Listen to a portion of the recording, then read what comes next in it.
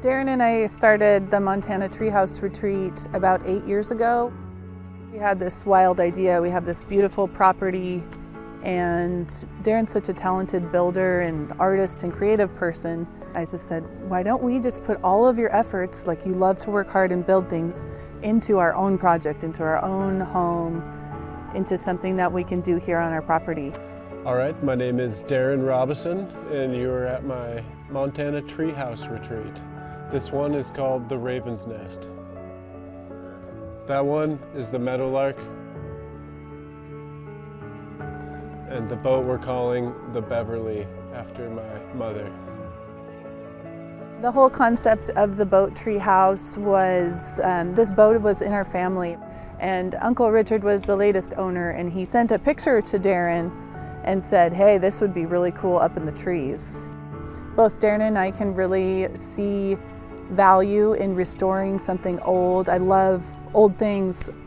We didn't want it to go to the boat graveyard. We wanted to give it a second life, and so that was really exciting. So Darren and his friend Johnny towed it across the ocean for one last ride to the Gig Harbor Marina, and then it was hauled up here via a truck. And the actual gutting of the boat took a long time. Taking out the motors was way more than we had expected. Each motor was 5,000 pounds.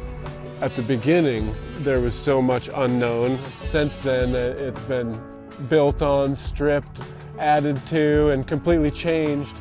I mean, we still have a lot of work to do, but it closes up the chapter of the 3 units that we've been working on for the past almost 10 years.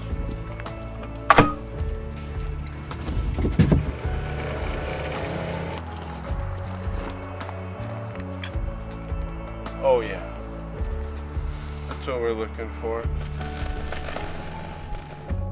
I've made a lot of preparations for it, even last minute ones yesterday, taking down another tree, but it was crucial. So today we are moving this massive beast back to the woods. We've been working on it for 2 years.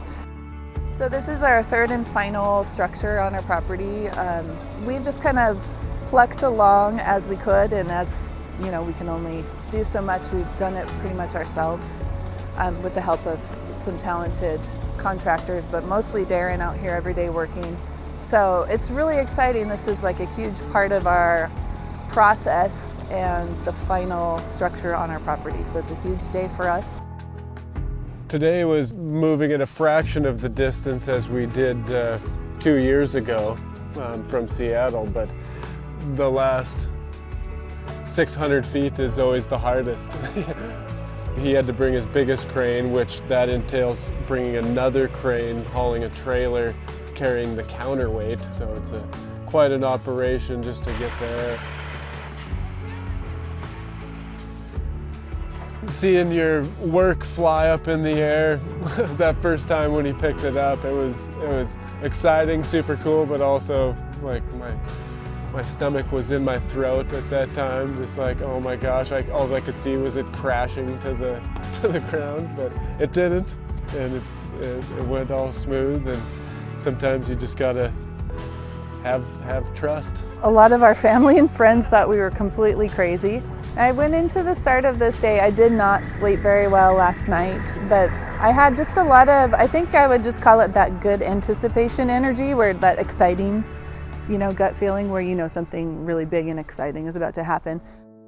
I have been wanting time to admire it here. It's like getting back from it too.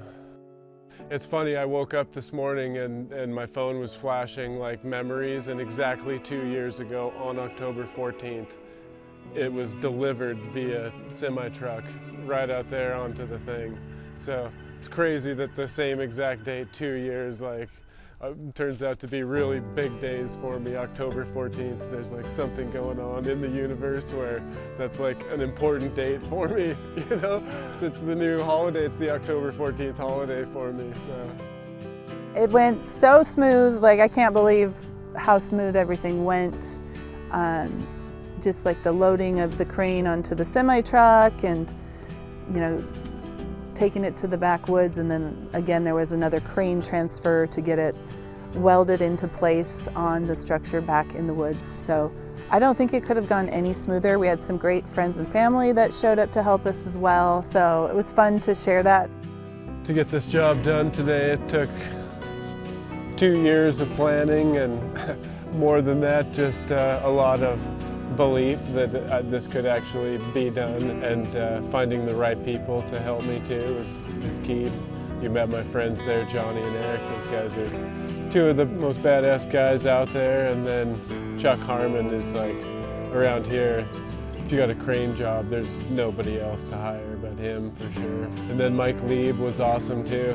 He's the king of the heavy haul around here. He said he makes his living doing jobs that nobody else will do. So this is one of those for him. So.